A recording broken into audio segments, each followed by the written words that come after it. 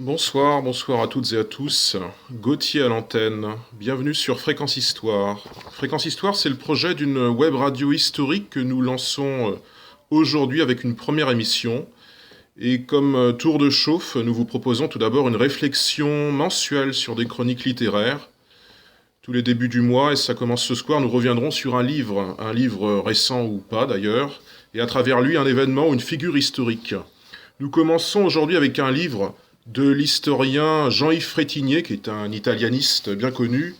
Un livre sorti il y a quelques semaines seulement chez Armand Collin, Antonio Gramsci, Vivre c'est résister, qui est une monographie du théoricien politique Antonio Gramsci. Et pour cette chronique numéro 1, je serai à l'antenne avec Franck, à qui je cède la parole. Bonsoir Franck. Bonsoir Gauthier, merci pour cette présentation. Donc oui, ce soir nous allons parler de Gramsci, Antonio Gramsci, grâce au livre de Jean-Yves Frétinier. Donc ce qui est important à dire pour Gramsci, comme le disait André Tauzel, professeur de philosophie, c'est l'un des meilleurs spécialistes de Gramsci. Il disait de lui que c'est un célèbre méconnu. Alors cette formule, elle est intéressante parce que Gramsci fait partie de tous ces auteurs qui sont souvent cités, souvent repris, mais pas forcément lus, étudiés et compris. On a souvent tendance, malheureusement, à réduire Machiavel au machiavélisme, et aujourd'hui, malheureusement, beaucoup réduisent Gramsci à la pensée gramscienne ou à la seule méta-politique. Alors, il y a une idée principale que tout le monde connaît de Gramsci, elle est la suivante, c'est qu'il faut mener la bataille des idées pour soustraire les classes populaires à l'idéologie dominante afin de conquérir le pouvoir politique. Alors concrètement, la victoire politique est précédée, selon Gramsci, de la victoire culturelle. Plus de 80 ans après sa mort, aujourd'hui, nous constatons réellement une remarquable résurgence de la pensée gramscienne.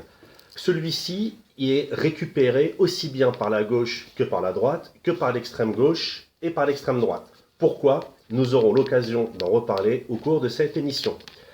Alors maintenant, je vais présenter quelques repères historiques et biographiques pour savoir qui est Gramsci, dans une large mesure, et également afin de poser notre sujet. Alors Gramsci, il est né en Sardaigne le 22 juin 1991 et il est mort à Rome le 27 avril 1937. Il est considéré comme un philosophe, un écrivain et un théoricien politique italien. Gramsci est sûrement d'origine albanaise. Son nom vient probablement de la principauté de Gramsci, dans le sud de l'Albanie. Alors Gramsci est le fils de Francesco Gramsci et de Giuseppina Marcia. Et ce qui est important de savoir, c'est que Gramsci est issu d'une famille de 7 enfants et il est le quatrième.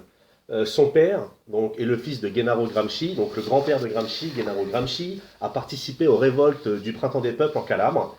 Donc on peut dire, sans le mauvais jeu de mots, que la famille a plutôt une fibre révolutionnaire. Alors notre Gramsci, notre Antonio Gramsci, pour son prénom, il fut membre du Parti communiste italien, il fut même son fondateur, un des fondateurs, il a même été secrétaire général. Il est emprisonné par le régime mussolinien de 1927 à sa mort. En tant qu'intellectuel marxiste et communiste, il a développé donc une théorie, ça on l'a dit, de l'hégémonie culturelle. Cependant, l'œuvre de Gramsci est beaucoup plus vaste, elle est intéressante, elle est furieuse, elle est complexe. Ses travaux, menés principalement pendant ses 11 années d'emprisonnement, portent également sur l'histoire de l'Italie, le nationalisme, les partis politiques, la littérature, notamment l'œuvre de Machiavel, l'époque de la Renaissance, la Réforme, et également la formation intellectuelle de la classe ouvrière, qu'il a appelé l'intellectuel organique, la construction en fait d'une élite ouvrière, qui ne serait donc plus dépendante de la bourgeoisie dominante, l'éducation des travailleurs, la critique du déterminisme historique, la critique du matérialisme vulgaire. Il y a en fait l'homme Gramsci et le gramscisme. Et nous constatons souvent dans les différentes biographies qui sont consacrées à Gramsci que finalement le gramscisme ou la pensée gramscienne avale l'homme Gramsci, avale le militant Gramsci ou ce que Jean-Yves Frétinier, l'auteur, appelle le continent Gramsci. Avant de parler de la carrière politique de Gramsci, et tout d'abord Gramsci, journaliste et militant, quelques mots d'abord sur l'auteur de cette biographie, d'une des rares biographies d'ailleurs qui ne soit pas strictement militante de Gramsci, mais qui s'inscrit dans dans une grande collection de monographies d'Armand Collin qui va de Périclès à Jules Guesde, en passant précisément récemment par Gramsci. L'auteur, qui est donc un italianiste, Jean-Yves Frétinier, est chercheur associé au Centre d'histoire de l'Institut d'études politiques, l'IEP de Paris, avec une activité particulière au sein du groupe de recherche pour l'Italie contemporaine, ce qu'on appelle le GRIC. Et il travaille sur les rapports unissant les champs scientifiques et philosophiques d'une part et le domaine politique d'autre part. Ces recherches, en quelque sorte, sont à la croisée de différents domaines, que ce soit l'histoire politique, l'histoire culturelle, l'histoire des idées, avec comme pays privilégié, mais pas exclusif, l'Italie contemporaine, l'Italie des 19e et 20e siècles, d'où cet ouvrage sur Gramsci. Mais il y a eu d'autres ouvrages de cet auteur sur des figures importantes de l'histoire de l'Italie contemporaine, qui sont à leur mesure des pères fondateurs de certains de l'unification italienne comme Giuseppe Mazzini, et puis également différentes figures du socialisme qui sont passées ensuite au fascisme, notamment Napoléon Colagiani, qui était un dirigeant socialiste italien passé au fascisme, et Giovanni Gentile, sur lequel ce livre revient régulièrement, puisque c'est un philosophe italien qui fut théoricien du fasciste à la fin de son existence, mais qui, dans un premier temps, était un compagnon de route de Gramsci. Gramsci, lui, dérivant du socialisme au communisme, au marxisme-léninisme, tandis qu'un certain nombre de ses contemporains au sein de ce qui était le PSI puis le PCDI dériveront ensuite dans le PNF, le Parti national fasciste. Alors maintenant on va un peu parler du livre, on va un peu donner notre avis sur le livre. Comme le dit Jean-Louis Frétinier tout au début de son livre, il y a 3 manières d'aborder le continent Gramsci, merci Gauthier pour la citation. La première est de s'intéresser à l'homme, la deuxième elle est d'étudier sa pensée, la troisième est d'analyser la postérité de son œuvre. Alors Frétinier explique que ces 3 approches elles sont complémentaires entre elles, mais elles supposent également 3 types d'ouvrages, donc la biographie, l'analyse philosophique et l'investigation historiographique. À titre personnel, j'ai beaucoup aimé ce livre pour la simple et bonne raison que Frétinier prend le parti justement de ne pas choisir entre ces 3 types d'ouvrages et de nous livrer un livre qui retrace la vie de Gramsci, agrémenté d'analyses philosophiques et d'éléments historiographiques. Donc le livre il est complet, il se lit très bien, plutôt facilement même, si l'histoire italienne elle est guère, c'est guère un de nos sujets d'études majeurs. L'autre chose qui est pour moi intéressante, et tu l'as dit Gauthier, et pardon pour la redite, mais pour moi c'est vraiment important de le dire, on sent bien que Frétinier aime son sujet d'étude, on sent également qu'il doit partager certaines des idées développées par Gramsci, mais ce qui est justement fort appréciable, c'est qu'il ne tombe jamais dans la géographie ou la propagande. De mon point de vue, ce livre constitue une excellente entrée en matière pour ceux qui veulent découvrir ce penseur du XXe siècle, car le livre donne une vision passionnante, complète et objective de l'œuvre et de la vie d'Antonio Gramsci.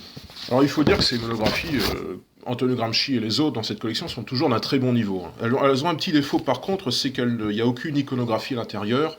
On parle également souvent d'histoire politique ou d'histoire électorale, il n'y a pas non plus de tableau de résultats, alors on est obligé comme ça de lire et puis de se remémorer des figures historiques ou politiques qui parfois ont des engagements contradictoires d'une année à l'autre ou d'une décennie à l'autre. C'est pas toujours évident de s'en rappeler quand vous n'avez pas finalement l'image pour le graver dans votre esprit finalement. Alors on suit comme ça les pérégrinations de Gramsci depuis son militantisme un peu maximaliste, un peu outrancier on pourrait dire, et révolutionnaire en tout cas à Turin, jusqu'à le départ du PSI avec le congrès de Livourne en 1921 et la création du PCDI. On suit comme ça ces pérégrinations avec d'autres acteurs politiques, notamment Bordiga, avec qui il va faire un petit bout de chemin politique, sans pour autant toujours se remémorer facilement, faute d'image, qui est qui. Ce livre, à mon sens, explore très bien le fait, la personnalité de Gramsci, et le fait qu'il fut longtemps, et il resta toute sa vie finalement, un marginal de la vie politique, malgré son œuvre plus culturelle d'ailleurs, sans doute que strictement politique, immense, le fameux continent Gramsci dont parle l'auteur. puisque la vie politique de Gramsci fut finalement assez courte, une dizaine d'années entre son penchant, on en reparlera d'ici quelque temps, pour le conseillisme, ce communisme des conseils ouvriers dans les années 1919-1920, qui suivent immédiatement la révolution russe, et puis son emprisonnement au milieu des années 1920, qui ne marque pas, bien sûr, la fin de son engagement politique, pas du tout, mais qui marque naturellement la fin de son engagement sur le champ politique électoral, on va dire. Et entre ces deux dates, il y a l'engagement de Gramsci, sa cooptation plus exactement, au sein de l'internationale communiste, c'est-à-dire que Gramsci va passer du stade d'apparatchik local, turinois tout d'abord, et puis connu ensuite dans toute la péninsule italienne, et puis va se faire remarquer de Lénine et des différents dirigeants de ce qui deviendra ensuite le Comintern, l'internationale communiste, et il sera finalement le représentant de l'Italie au sein de l'internationale et le principal dirigeant du PCDI, le Parti communiste italien. Au point même qu'il ira en Russie pendant deux années. C'est ça, il se formera en Russie comme il était d'usage d'ailleurs pour tous les dirigeants à l'époque. Thorez l'a fait, Doriot l'a fait avant de changer de camp, c'était classique à l'époque. Et s'il est un apparatchik, Gramsci, en ce sens qu'il est appointé par Lénine tout d'abord, puis Staline et le Kremlin, pour représenter le communisme en Italie, on ne peut pas considérer qu'il est un apparatchik au sens de fonctionnaire de la politique. Ce n'est pas du tout ça la vie quotidienne de Gramsci. Gramsci est quelqu'un qui consacre 12 ou 15 heures par jour de son temps à la politique au sens des idées politiques. La rédaction quotidienne d'un journal, ça va varier suivant les époques, ce sera l'Ordine Nuovo, ce sera l'Avanti, ce sera différents journaux. Et puis il théorise énormément. Il théorise de manière parfois un petit peu bancale quand il veut essayer de faire participer les masses populaires à sa grande volonté, qui est la constitution d'organisation d'éducation populaire, ou quand il veut essayer de faire cette république des conseils, finalement, ces conseils ouvriers dont il estime qu'ils peuvent être la base de départ de la véritable action politique, alors que le léninisme classique, lui, croit dans l'action d'un parti révolutionnaire et croit dans le centralisme démocratique, c'est-à-dire la liberté de discussion, mais l'unité d'action à la fin. Gramsci n'est pas du tout sur cette voie-là.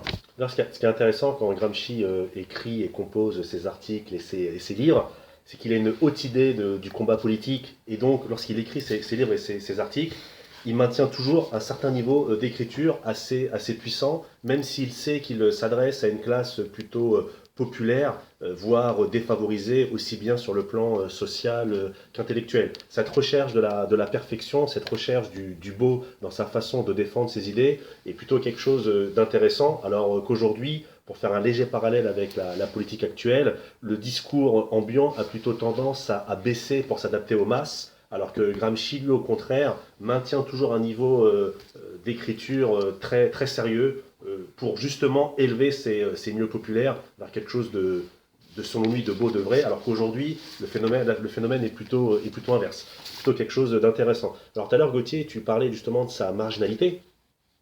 Mais ce qui est intéressant dans cette marginalité, c'est qu'elle s'explique par deux facteurs.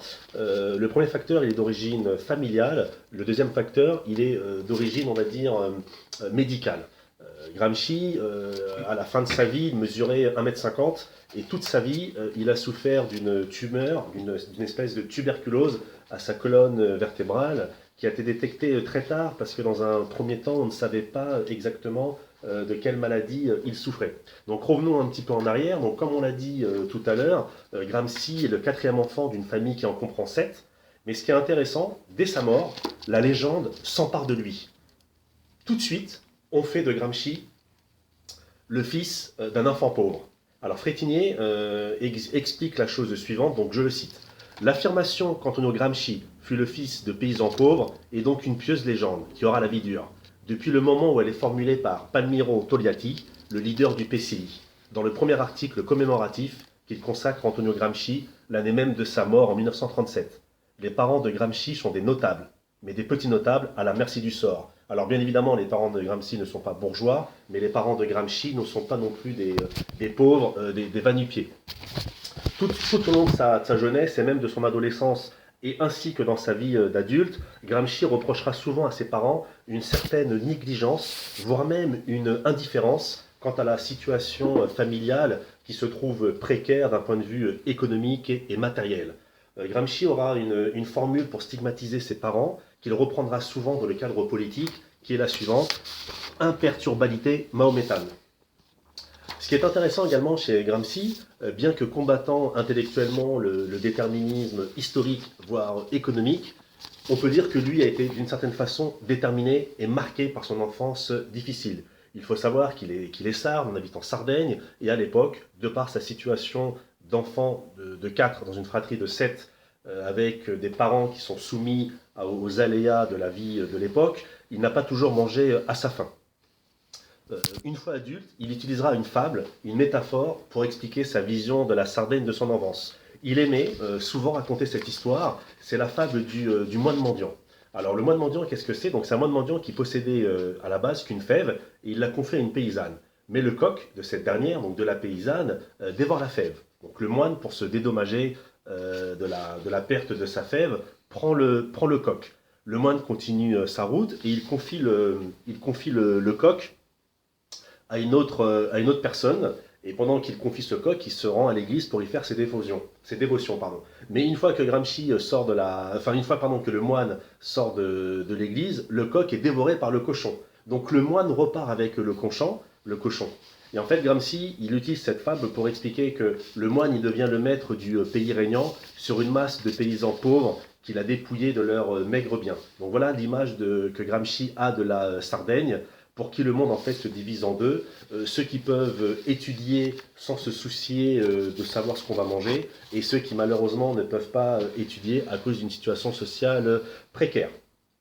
Alors Gramsci fut plutôt en fait un bon étudiant, fut plutôt un bon élève. Il a réussi ses études dans de bonnes conditions, même s'il faut le rappeler qu'il a souvent souffert au niveau de sa colonne vertébrale de cette tuberculose. Il avait déjà également des espèces de crises, plus ou moins d'épilepsie, et il était aussi également très souvent soumis à la dépression et à la nervosité.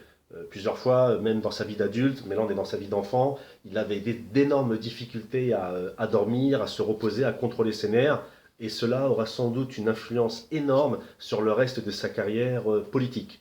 Il y a un fait marquant qui va marquer la famille Gramsci, et plus particulièrement Antonio, au cours de leur vie. C'est que son papa est condamné le 27 octobre 1900 à 5 ans de prison pour vol de l'argent public et profit illicite dans une affaire de fonction publique. Alors là, il faut s'arrêter quelques instants sur l'histoire de la politique de la Sardaigne pour comprendre un peu ce qu'il s'est passé. Tout simplement, il y avait une élection locale qui opposait en fait deux personnes. Donc il y avait l'homme politique un peu en vue de l'époque qui était Francesco Coco Ortu. Donc c'est l'homme politique le plus important de la Sardaigne à la fin du XXe siècle. Un grand notable de la Sardaigne. Voilà, grand notable de la Sardaigne. Et en face de lui, un éminent professeur de droit, Enrico Carboni Boy, décide de se présenter. Malheureusement, Gramsci, père, choisit Enrico Carboni comme candidat. Bien évidemment, le grand notable de la Sardaigne est élu. Sauf que l'histoire ne s'arrête pas là. Une fois qu'il est élu, ce grand notable, il en profite en fait pour, on va dire, abuser de ses moyens, de ses prérogatives pour faire arrêter le père de Francesco dans une affaire, certes, qui n'était pas légale d'un point de vue du droit, parce qu'il y avait un peu de corruption, mais ça ne méritait pas 5 ans de prison de l'aveu même de l'auteur. Donc concrètement, cette histoire, cet échec, Gramsci Antonio, donc fils, celui de notre sujet, il le prend très mal, et donc comme le père est en prison, les ressources de la famille baissent. Donc Antonio, il fréquente l'école primaire jusqu'à l'âge de 12 ans. Malheureusement, il doit arrêter ses études parce qu'il n'est pas en mesure de financer son inscription au collège. Alors cette jeunesse sarde un peu difficile de Gramsci que tu viens de raconter, Franck, avec différents épisodes, des difficultés matérielles, difficultés financières, et puis ces troubles de santé qu'il conserve tout au long de sa vie, forcément cette jeunesse, elle explique en très grande partie le profil un petit peu atypique de Gramsci sur le plan politique, son côté très raide, très doctrinaire, qu'il fera qu'il détestera toujours les réformistes et qu'il ira toujours dans une forme de maximalisme à la fois outrancier et puis toujours très théorique. Gramsci n'est pas vraiment un homme qui comme ça va se présenter d'élection en élection, il n'est pas fasciné par ça, d'ailleurs il perdra les premiers scrutins auxquels il participera et on lui interdira de participer à une élection municipale à la fin des années 1910 parce que sa position sur l'intervention de l'Italie durant la Première Guerre mondiale est jugée contestable. Elle est contestée par ses camarades du PSI à l'époque.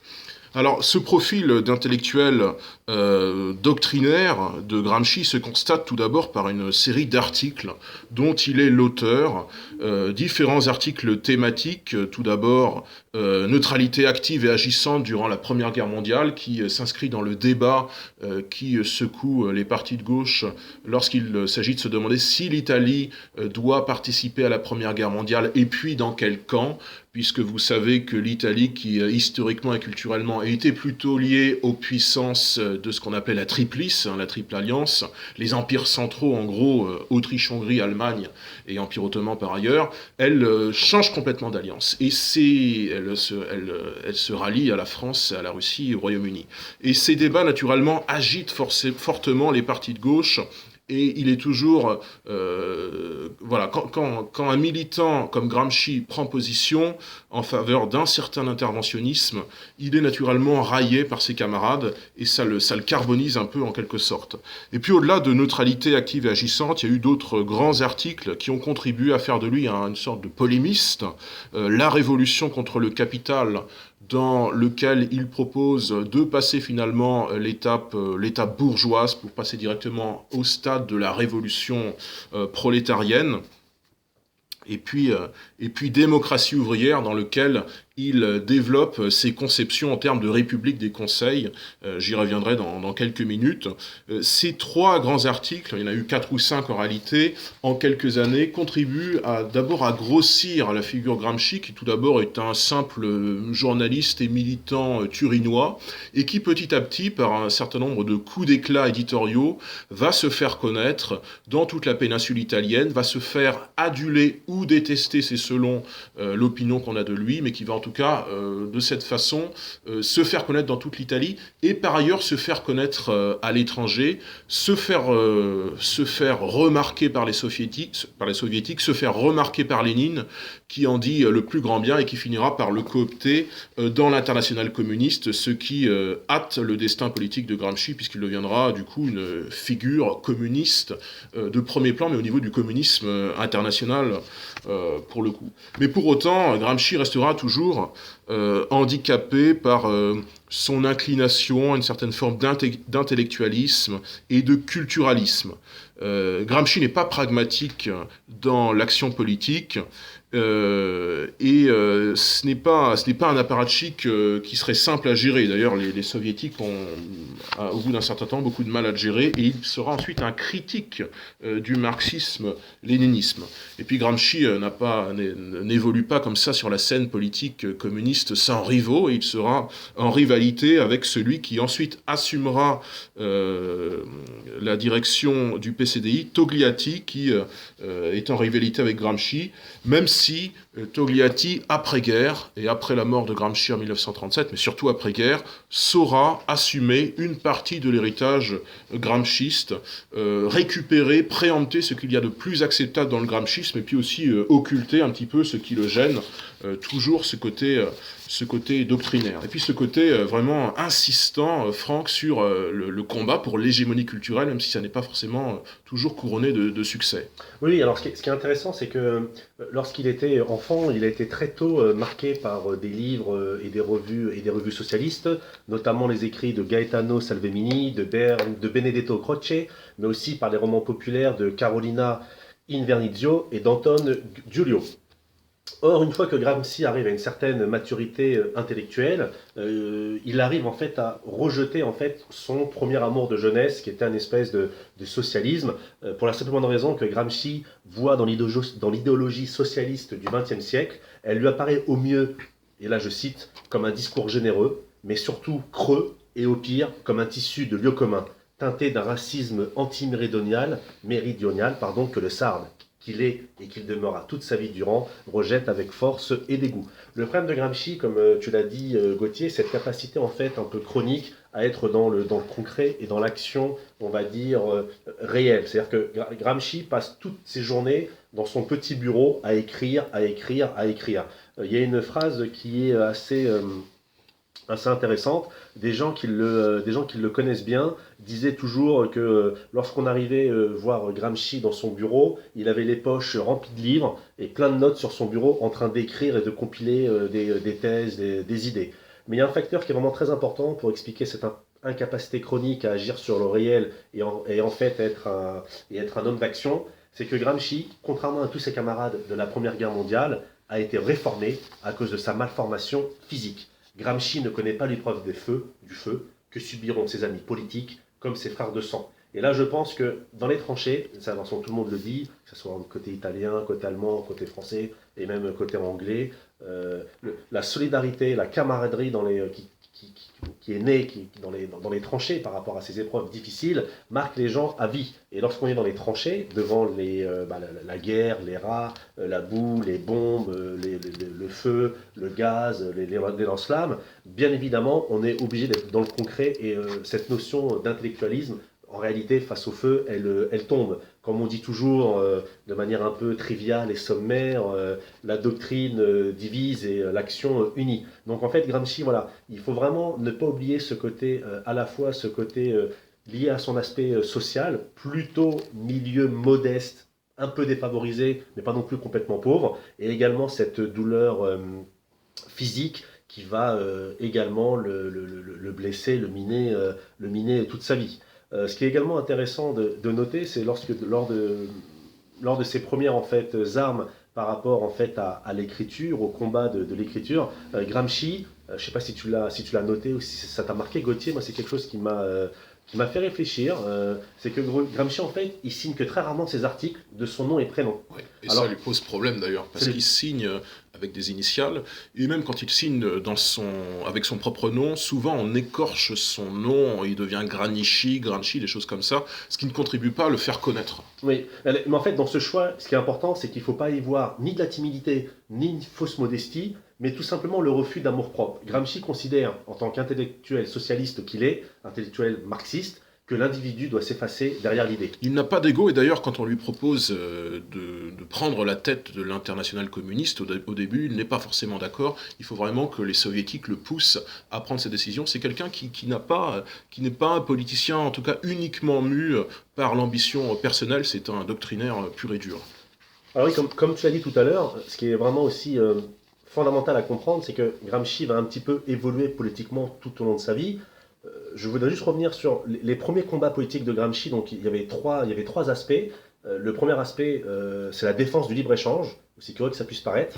La deuxième, c'est la proposition d'une candidature de Salvernini à Turin. Et la troisième, tu l'as dit, c'est la neutralité passive du PSI face à l'engagement du gouvernement italien durant la guerre. Donc en fait, ces trois prises de position de Gramsci, elles reflètent quoi? Elles reflètent cette formation intellectuelle qu'il a reçue à Turin, et elles traduisent, aussi curieux que ça puisse paraître, lui, le communiste, le marxisme, en tout cas à l'époque, comme le dit l'auteur de ce passionnant ouvrage, elles traduisent la nécessité d'un libéralisme cohérent et le rejet de tout déterminisme naturaliste économiste, niant la capacité créatrice de l'homme à façonner l'histoire. Donc on en revient en fait à quelque chose qui marque Gramsci, c'est vraiment la capacité de l'homme d'évoluer dans son microcosme et d'influencer sur les événements. Et Gramsci en fait est vraiment un volontariste. Il parle toujours de créer des comités ouvriers, même en prison, enfin, on en reparlera tout à l'heure.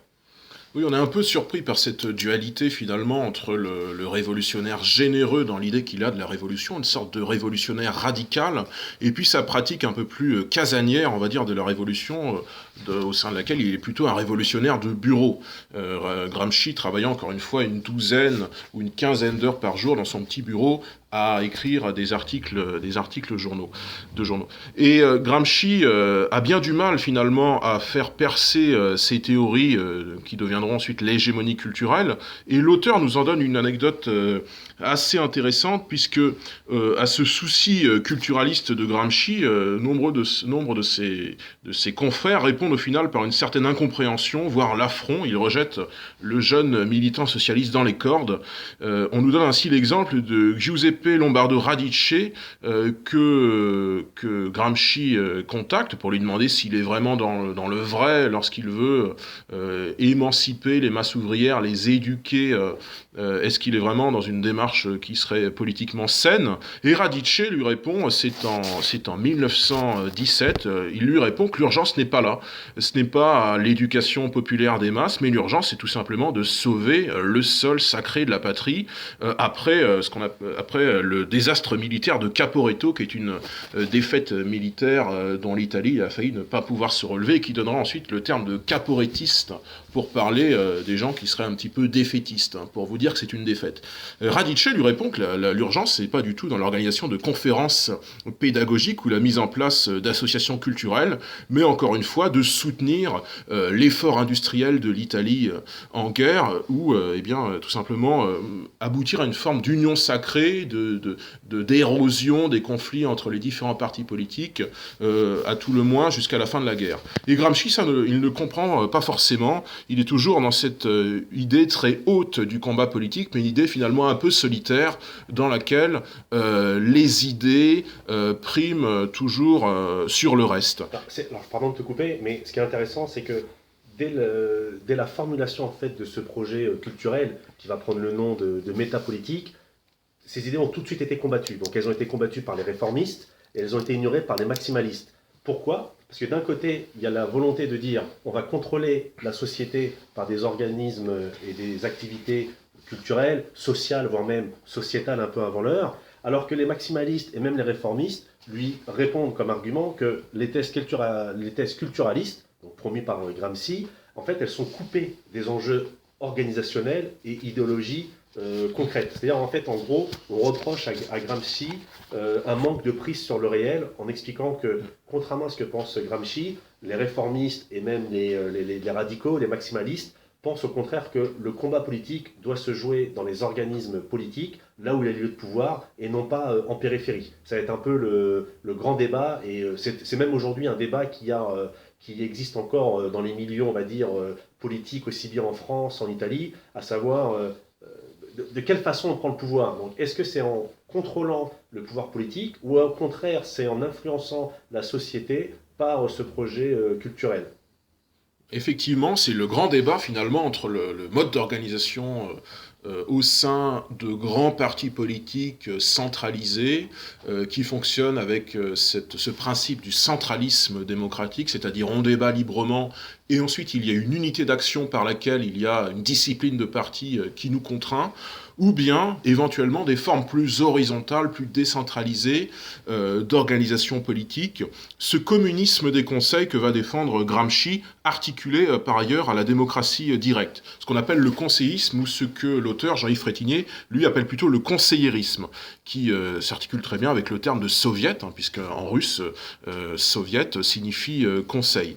Et c'est une pratique que nous voyons éclore tout d'abord avec cette première révolution russe manquée en 1905, et qui à l'époque où Gramsci s'éveille au militantisme marxiste, eh bien, est en train d'essaimer un petit peu partout en Europe. Tout d'abord, bien sûr, en 1917, avec la révolution russe, mais c'est aussi, ce conseillisme est aussi une pratique qui essaime, par exemple, en Allemagne, après le désastre de la Première Guerre mondiale, quand l'Allemagne se cherche politiquement, et Gramsci essaye d'appliquer ce conseillisme, d'en faire une application locale dans sa ville de Turin, avec plus ou moins de succès. Jean-Yves Frétinier revient sur une anecdote où, par exemple, Gramsci organise comme ça des conférences pédagogiques et puis il se retrouve à ne pouvoir former que 17 ouvriers, ça n'est pas vraiment un succès populaire. Frétini revient aussi sur l'insuccès de Gramsci dans les différents congrès terminaux du PSI, en tout cas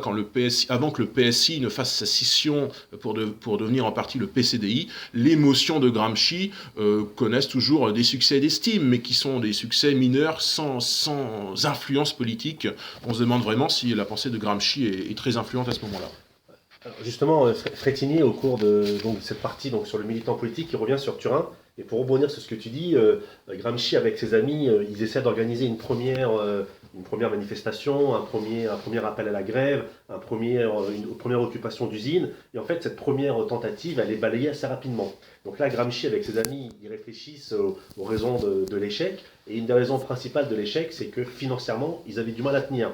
Donc Gramsci et ses compagnons, ses camarades, quelques mois plus tard, dans la même entreprise, vous retentez en fait une occupation d'usine, vous retentez en fait un mouvement social assez dur, voire même limite violent, mais cette fois-ci, ils ont l'avantage d'avoir en fait une caisse d'entraide pour justement payer les militants qui ne pourront pas aller qui seront en train de manifester, donc qui ne pourront pas aller travailler, et donc ne seront pas payés, et donc mettre en difficulté la famille. Donc la grève commence, elle est plutôt bien suivie, majoritairement par les ouvriers.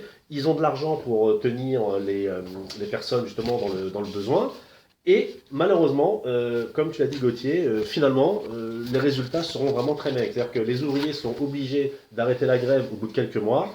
Et surtout, les compensations données par le patronat sont vraiment bien minces, bien maigres, eu égard aux efforts consentis par tous ces ouvriers lors de cette grève.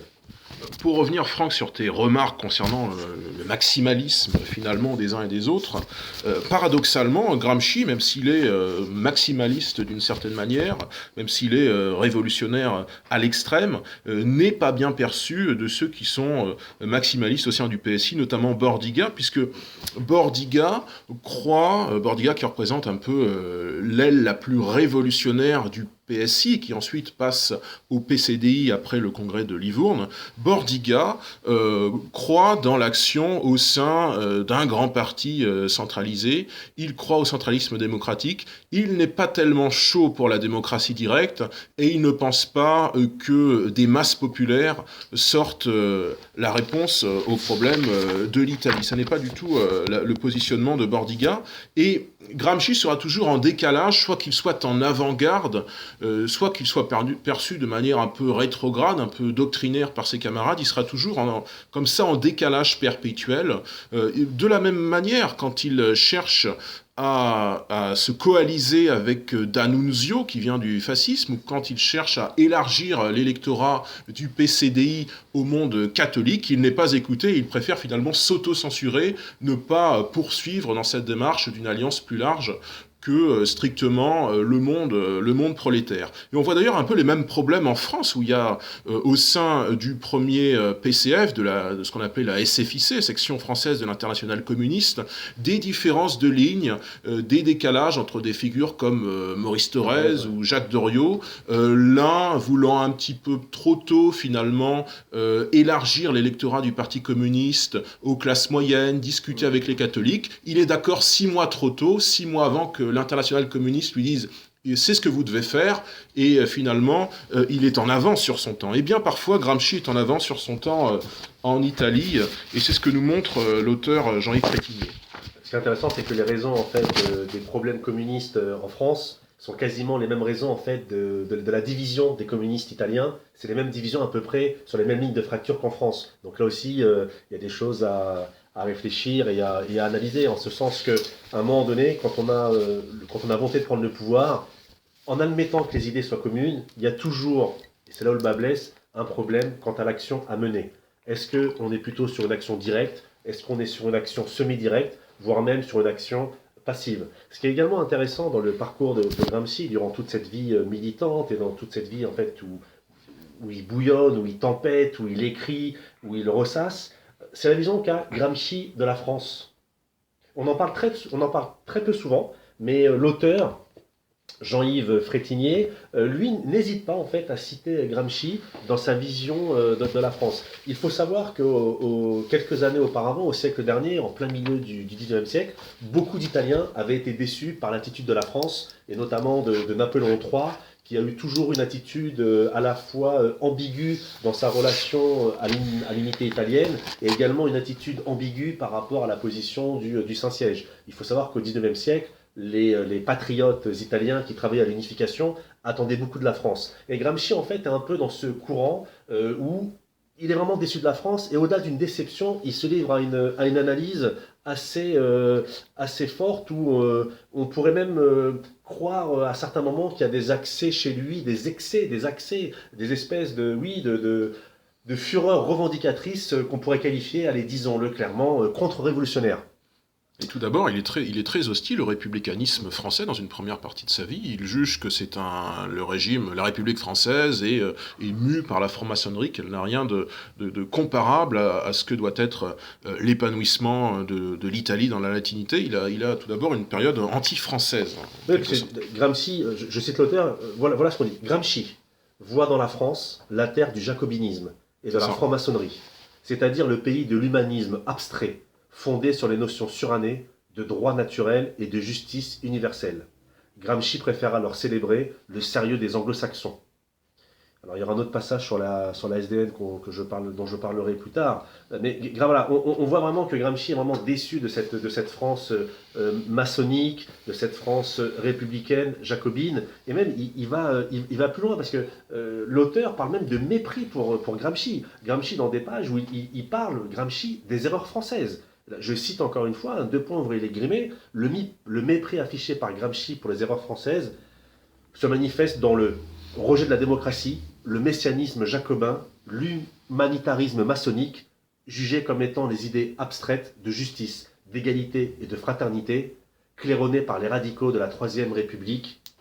Donc tout ceci ne fait qu'alimenter la critique de Gramsci, à la fois sur la France républicaine jacobine, mais également surtout sur les grands ancêtres, si je puis dire, à savoir les révolutionnaires de 89 et surtout a fortiori ceux de 93.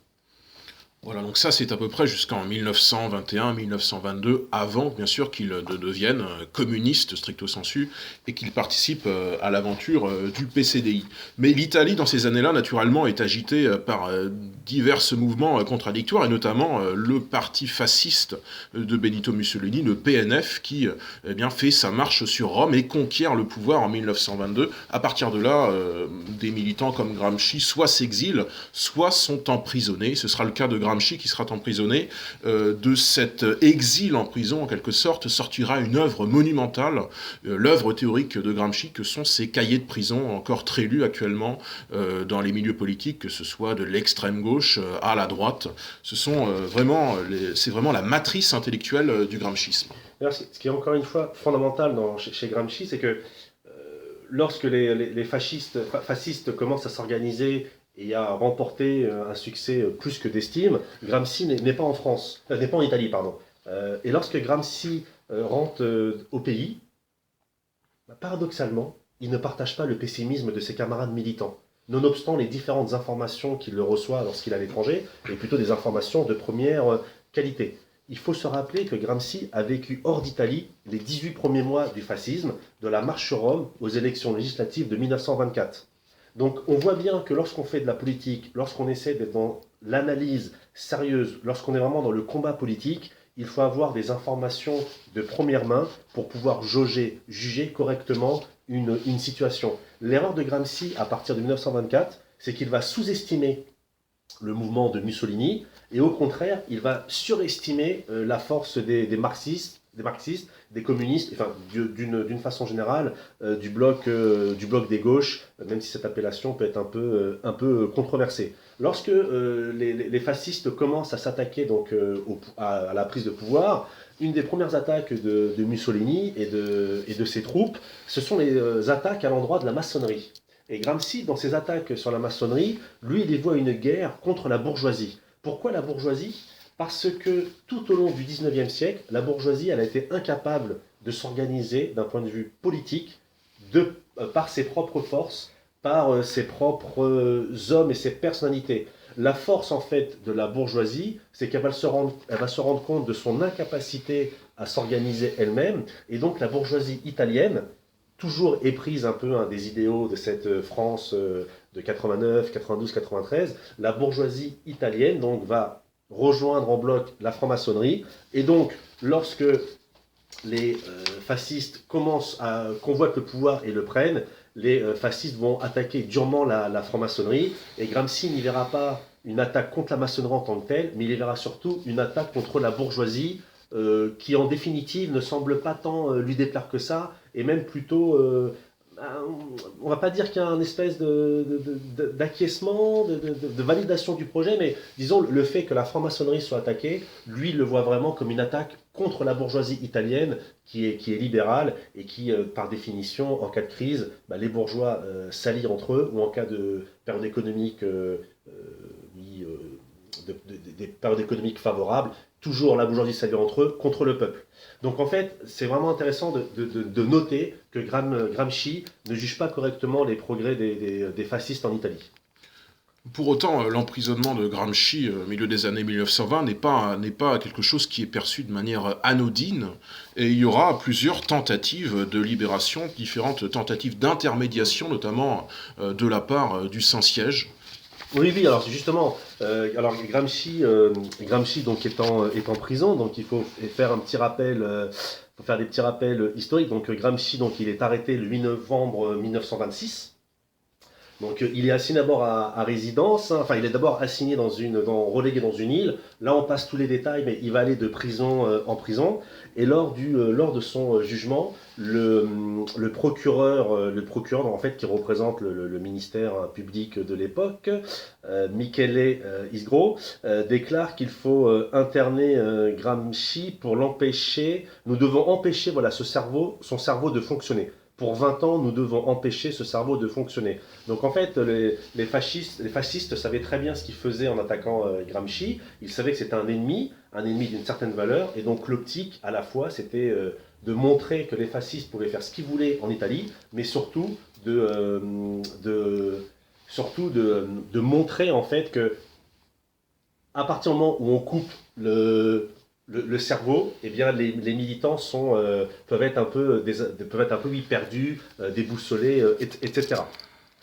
Donc, lorsque Gramsci est en prison, il a en fait une idée qui est très forte, et il l'écrit le 29 mars 1927. Cette phrase, elle m'a marqué. Il dit la chose suivante. Je suis obsédé par cette idée qu'il faudrait faire quelque chose. Je voudrais, suivant un plan préétabli, m'occuper intensément et systématiquement de quelques sujets qui m'absorberaient et polariseraient ma vie intérieure. Donc il faut savoir que la vie en prison n'est pas quelque chose d'agréable. Alors même si Frétinier le dit que la prison fasciste, elle est beaucoup moins dure que le goulag stalinien ou que le camp de concentration national-socialiste, ça reste quand même une prison. Donc en fait, Gramsci, dans cette prison, pour lutter en fait contre un adversaire qui est fait de cadins de prison, qui est fait de portes, on l'empêche de dormir, on l'empêche un peu de marcher avec les camarades. Gramsci en fait va se concentrer vraiment sur une œuvre intellectuelle qui seront en fait les carnets de prison. Alors ces carnets de prison commencent par la chose suivante. En fait, c'est une réflexion d'ordre général. Pourquoi ce qui a été possible en Russie en 1917, c'est-à-dire une révolution ouvrière, a-t-il échoué partout ailleurs? Comment se fait-il qu'à l'époque, le mouvement ait été défait dans les autres pays européens, Allemagne, Hongrie, Italie, lorsque les ouvriers du nord du pays, en 1919-1920, occupèrent les usines pendant plusieurs mois? En fait, ces questions sont le point de départ des célèbres cahiers de prison d'Antonio Gramsci, qui va se rappeler en fait à ses premières armes révolutionnaires. Alors comme le dit très bien l'auteur Jean-Yves Frétinier, voilà ce qu'il dit. S'il est vrai que Gramsci n'a pas été frappé ni affamé, et s'il est juste encore de rappeler, comme j'ai dit tout à l'heure, que la prison fasciste est moins dure que ne sont le goulag stalinien et les camps de concentration nazis, il convient néanmoins de ne pas édulcorer la souffrance de ce dernier et de ne pas l'attribuer à sa santé structurellement défaillante. Empêcher une personne de dormir relève purement et simplement de la torture physique. L'absence de soins et de nourriture adaptée à son état général est aussi une forme de maltraitance. Le fascisme ne l'a peut-être pas assumé, ne l'a peut-être pas tué au sens propre du terme, mais il n'a rien fait non plus pour ralentir la dégradation de sa santé. Alors effectivement, il y a plusieurs passages où on voit que certains gardiens de prison sont un petit peu mesquins dans leur volonté en fait d'humilier le prisonnier, de le fatiguer. Il y a une anecdote où en fait les prisonniers, il y a un grand couloir et Gramsci en fait est considéré comme favori par les autres prisonniers de la maison parce que comme il est au début du couloir, il reçoit sa nourriture en premier. Donc finalement, le directeur va changer de sens la livraison de la nourriture et comme Gramsci est au fond du couloir, bah maintenant il reçoit sa nourriture froide. En plus, il va se plaindre qu'on vient tout le temps le voir dans sa chambre, enfin dans sa cellule, pardon. Gramsci raconte que certaines fois, certaines nuits, il y a jusqu'à 5 fouilles. Et donc, vu son état psychologiquement, et on va dire au niveau des nerfs un peu fragile, tout ceci n'est pas tout ceci n'est pas ne font pas en fait en sorte qu'il n'est pas à même d'être dans des conditions optimales. Pourtant, même s'il n'est pas dans des conditions optimales de réflexion, il va s'atteler à écrire ses carnets de prison. Et une des premières choses qu'il va faire, c'est qu'il va essayer de reconstituer un espèce de club ouvrier au sein de la prison. Donc Gramsci a une autorisation de lire des livres, il lit jusqu'à un livre par jour, c'est quand même intéressant, plus différents journaux, et en prison, il va remettre en place ce fameux comité ouvrier, donc il va proposer en fait aux prisonniers de lire un livre, et l'idée c'est que lors de la promenade, bien évidemment sous la surveillance des, faut imaginer tout ça, mais sous la surveillance des gardiens, ils vont essayer de recréer ces cercles de réflexion. C'est-à-dire qu'ils vont étudier un livre, mais bien évidemment, ils ne vont pas se mettre au centre de la cour, parce que bien évidemment, la police fasciste serait intervenue, mais ils vont marcher en groupe, et ils vont essayer de refaire des débats à l'intérieur de la prison pour essayer de peser sur la vie du parti. Parce que contrairement à ce qu'on croit, qui dit prison ne dit pas exil. Gramsci est quand même au courant de ce qui se passe dans la vie politique de son pays au niveau international et il essaye de peser sur les événements politiques. Il essaie de peser à travers ses carnets de prison qu'il envoie à différentes personnes, mais surtout à travers ses lettres. Certaines parfois sont reprises dans la presse, d'autres sont censurées. Parfois il essaye même de parler en fable. Il parle même d'écriture ésopienne pour essayer en fait d'esquiver le ciseau de la censure. Et donc, Gramsci a bien conscience de ce qu'il représente pour le pouvoir fasciste, mais en même temps, Gramsci, il se considère comme une ligne politique. Et il y a quelque chose qu'il refuse, alors que son état de santé lui permet, il refuse de demander une grâce à Mussolini dans un premier temps. Parce qu'il y verrait vraiment quelque chose comme un affront, comme une défaite. Et donc, Gramsci ne demande pas en fait la grâce, et donc il continue son combat en prison à rédiger ses cahiers. Donc il crée, donc oui, ça je l'ai dit, il crée des clubs de pensée, etc. Par contre, il y a quelque chose d'intéressant, lorsque Gramsci est en prison, il voit ce qui se passe dans les affaires italiennes, et il y a quelque chose qui, moi, m'a interpellé, encore une fois, c'est cette capacité intellectuelle à imaginer les événements et à essayer en fait de les ordonner à sa propre façon de penser. Voici ce que dit l'auteur. Gramsci estime que la création de l'Institut Mobilier Italien, novembre 1931, de l'Institut de reconstruction industrielle, janvier 1933, et la nationalisation des principales banques posent les bases d'une économie mixte et constituent une étape possible vers l'organisation d'une économie programmatique qui trouve son expression la plus réussie dans l'Amérique de Roosevelt, ayant su surmonter la crise de jeudi noir de Wall Street. Donc en fait, lorsque les fascistes mettent en place leur mouvement, l'Institut Mobilier Italien, l'Institut de reconstruction industrielle, et qui nationalisent les banques, Gramsci, toujours dans son optique révolutionnaire, voit en fait cette espèce d'entre-deux qui pourra amener en fait à la révolution communiste qu'il attend. Donc lorsque Gramsci est en prison, il y a différentes tentatives qui vont être menées pour le libérer. Une tentative mettant en lien le Saint-Siège et les soviétiques.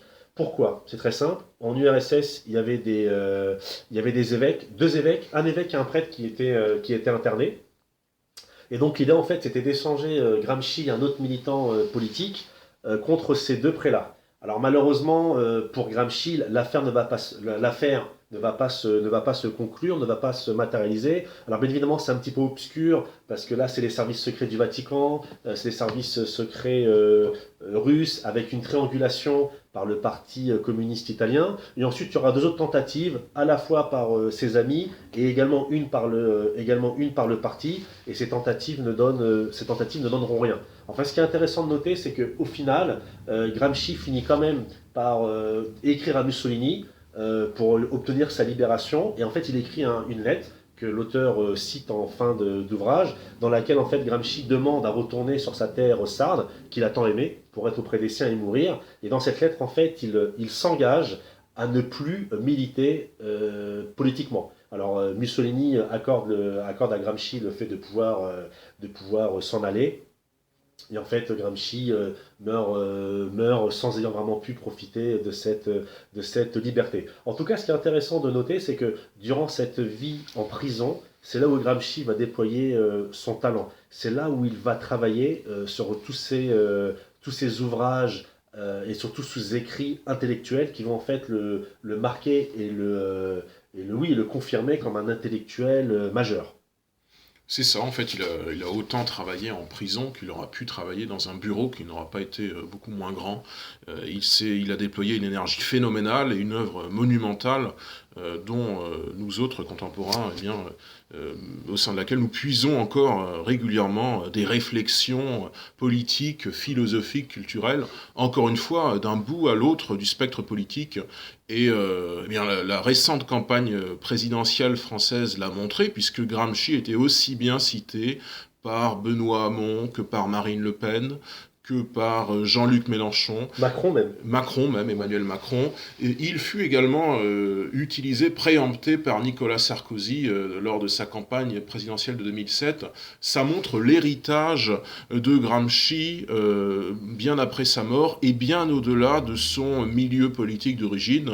On s'attendrait à ce qu'il soit réutilisé par la gauche radicale et finalement il essaime beaucoup plus largement parce que sa pensée est très générale et très universelle plutôt sur des questions comme, encore une fois, l'hégémonie culturelle, cette manière de prendre le pouvoir de manière anticipée, avant de le prendre dans les urnes, de le prendre Périphérie, on va dire. à la périphérie, voilà, en influençant les mentalités. Une formation comme les identitaires, actuellement en périphérie du Front National, le fait très bien. On pourrait parler d'un gramschisme de droite sans problème, comme quoi l'héritage de Gramsci est encore pleinement existant. Et puis pour revenir juste 5 minutes, quelques secondes sur la période d'emprisonnement de Gramsci, on a aussi oublié de signaler un événement important, c'est que 2 ans avant l'emprisonnement de Gramsci, il y a un événement important en Italie, un événement politique important, c'est l'assassinat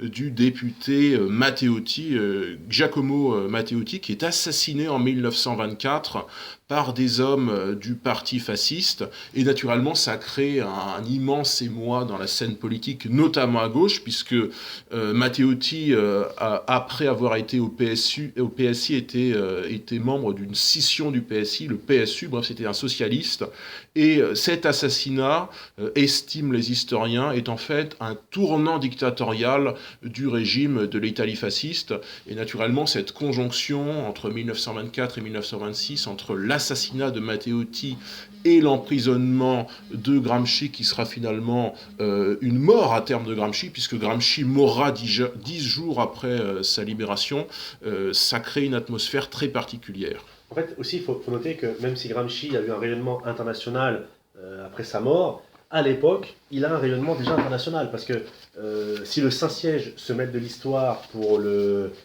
libérer, non pas parce que le Saint-Siège aime Gramsci, il y avait surtout un prêtre, il y avait 2 prélats à sauver, c'est qu'on voit que même en France, il faut se rappeler qu'en France, le 25 mai 1933, il y a même la création d'un comité de soutien dirigé par Henri Barbuze et Romain Roland, qui vise en fait à libérer Gramsci. Donc en fait, dès l'époque, Gramsci était en prison, est déjà un enjeu à la fois politique et même, on va dire, social et philosophique. C'est-à-dire que quel est le mouvement, quelle est la personne, quels sont les mouvements, quelles sont les personnes qui vont participer en fait à cette libération de Gramsci, qui finalement n'interviendront pas. On peut également noter aussi que lorsque les tentatives de libération vont être un peu menées de manière un peu parallèle et contradictoire, on répète, première intervention entre le Saint-Siège et l'URSS, parti communiste d'Italie et également ses amis. Il faut également savoir que les événements politiques à l'époque, lorsque les communistes vont commencer un peu à montrer les dents dans les années 30, ne vont pas favoriser en fait la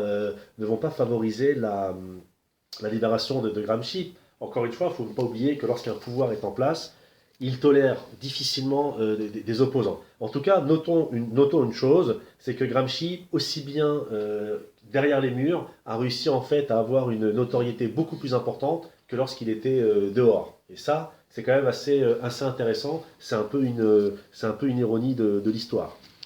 Alors une question d'une auditrice, plutôt une remarque. Il est probable à vous entendre que Gramsci souffrait de problèmes de thyroïde, d'une thyroïdite. A priori, c'était plutôt un problème qui lui donnait des épilepsies, un problème de santé qui lui donnait des épilepsies. Mais en tous les cas, ça a largement influencé ce début de vie difficile de Gramsci et puis son caractère personnel qui s'est ensuite transformé en caractère politique finalement. Si Gramsci est si doctrinaire, c'est largement dû bien sûr à sa pensée propre, mais à ses problèmes de santé.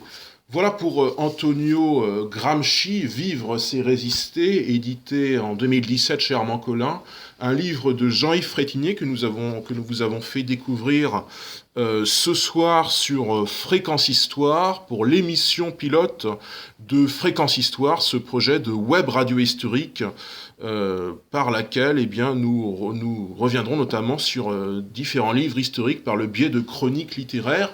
Et ça n'est pas tout, Fréquence Histoire, ça ne sera pas qu'une radio internet, c'est aussi un site internet qui a ouvert hier, fréquencehistoire.fr, sur lequel vous trouverez, eh bien, pour cette première émission, des suppléments textuels, à la fois une note de lecture et puis eh bien, les extraits marquants de ce livre, différents extraits sur différents thèmes.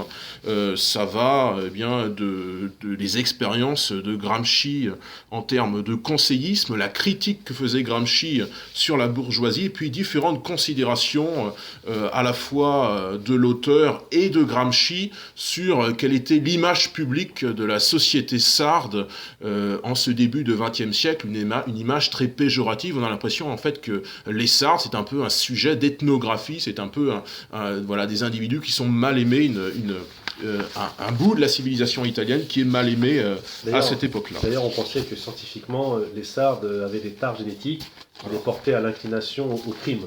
Donc quand Gramsci disait qu'il était sarde, les gens se méfiaient. En plus, il était petit, il était un peu difforme, donc il y a déjà une espèce de racisme biologique donc Gramsci a combattu toute sa vie, dont même il a été un peu victime. Et ce développement sur le racisme anti-sarde, vous le trouverez dans un assez long extrait de Jean-Yves Frétinier qui revient comme ça sur l'opinion qu'avaient les Français et les Italiens à propos des Sardes. Voilà pour Antonio Gramsci, Vivre, c'est résister. La prochaine émission de Fréquence Histoire sera diffusée le 7 décembre. Et Franck, nous reviendrons sur la dernière grande biographie française sur Machiavel. C'est ça, très juste. Machiavel, penseur florentin sur lequel Gramsci a beaucoup travaillé. Donc on vous remercie de votre écoute et on vous donne rendez-vous le 7 décembre à 19h. Voilà, merci pour votre écoute. À bientôt Franck. À bientôt Gauthier.